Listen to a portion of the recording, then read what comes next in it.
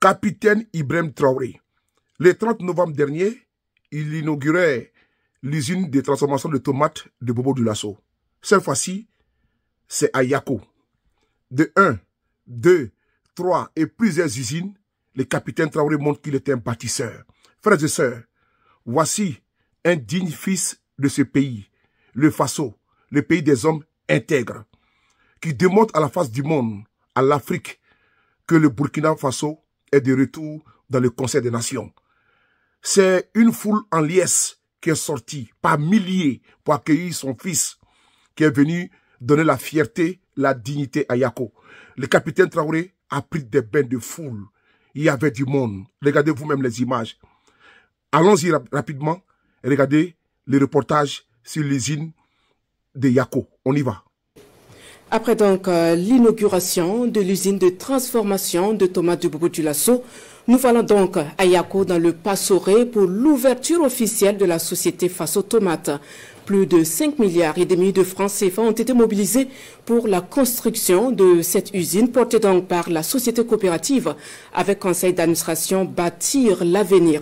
Eh bien, l'actionnariat populaire y a joué un grand rôle et l'État occupe une part importante. Les temps forts de l'inauguration, présidé par le chef de l'État avec Adam Nyankiteda. Après près de 6 ans de gestation, Sofato naît enfin sur la terre natale du capitaine Thomas Sankara, père de la révolution d'août 1984 et pionnier du consommé local. La société Faso Tomate trône désormais à Pougnongo, à 11 km de Yako, dans le nord du Burkina. Aziz Nignan et sa société coopérative Bâtir l'avenir portent le rêve de devenir une réalité et à partir de cette bâtisse sort désormais la pâte concentrée de tomates made in Burkina. Sa capacité journalière de production est de 100 tonnes avec une rotation de 5 tonnes à l'heure. La société génère 107 emplois directs et environ 1500 emplois indirects appelés à accroître les mois à venir. Le coût global d'investissement de ce projet s'élève à 5 milliards 650 millions 277 700 francs CFA. Financé grâce à une collaboration stratégique avec le Fonds burkinabé de développement économique et social, FBDS, qui a apporté 1 milliard de francs CFA et l'agence pour la promotion de l'entrepreneuriat communautaire APEC 400 millions. Et le reste est également mobilisé par l'actionnariat populaire. Il est entendu pour la première année un chiffre d'affaires de 7 milliards de francs CFA et la commercialisation des produits débuteront en début janvier 2025. La société Faso Tomate est bâtie sur une superficie d'1 hectare et le choix de Pougnongo pour son emplacement n'est pas fortuit. L'usine est située à 10 km de l'un des plus grands barrages du Burkina, offert par Feu Oumarou Karazé, un bâtisseur qui a vécu utile pour sa communauté. Ce barrage est en cours d'aménagement de 700 hectares de périmètre irrigué par le ministère de l'Agriculture, que nous saluons pour l'initiative entreprise dans l'antenne de notre souveraineté alimentaire. Cette situation géographique de l'usine est également justifiée par une forte production de la matière première dans la région et par le fait que 70% de la tomate burkinabé est disponible dans un rayon d'environ 200 km. Sa concrétisation est la résultante de la vision souverainiste du président du Faso, selon le président du conseil d'administration de la société coopérative Bâtir l'avenir. L'État burkinabé détient un capital social de près de 40%. Et pour le chef de l'État, la réalisation de cette usine est le reflet de la résilience du peuple burkinabé incarné par les initiateurs. Ça fait 6 ans qu'ils bataillent. Et à notre arrivée, nous avons constaté que le projet souffrait et ils étaient sur le point peut-être d'abandonner.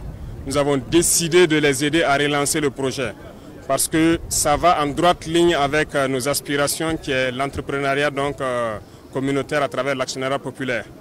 C'est ce qui a amené donc l'État burkinabé à travers le FBDS et l'APEC à prendre des parts jusqu'à hauteur de 57% pour les aider à pouvoir donc concrétiser leurs rêves.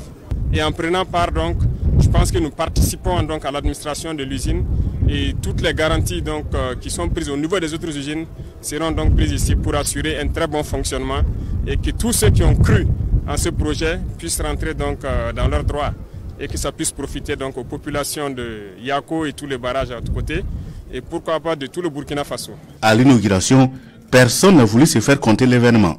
Jeunes, femmes, responsables coutumiers, Bref, l'ensemble des couches sociales de la localité sont là pour être témoins de la mise en route de Sofato.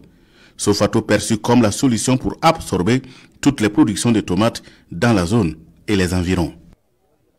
Avec bienvenue dans ça. Des coups de ciseaux effectués par le chef de l'État himself. L'enseigne dévoilée, la visite peut alors démarrer au sein de cette usine, symbole de la résilience du peuple burkinabé. Ici, la salle de production. Le président du Faso peut faire le constat de visu. Les machines tournent à son grand bonheur et à celui des populations burkinabées dans l'ensemble. Toutes les étapes du processus de transformation de la tomate sont données à voir aux visiteurs de marque. De la ligne de concentré à celle du conditionnement, le chef de l'État peut suivre étape par étape à partir du tapis de triage au broyage. C'est ici que l'on recueille la première purée de tomates avant de passer au traitement thermique afin de la débarrasser de toute impureté. La purée recueillie est ensuite séparée notamment de graines et peaux. Le processus est méticuleux jusqu'à obtention du produit fini.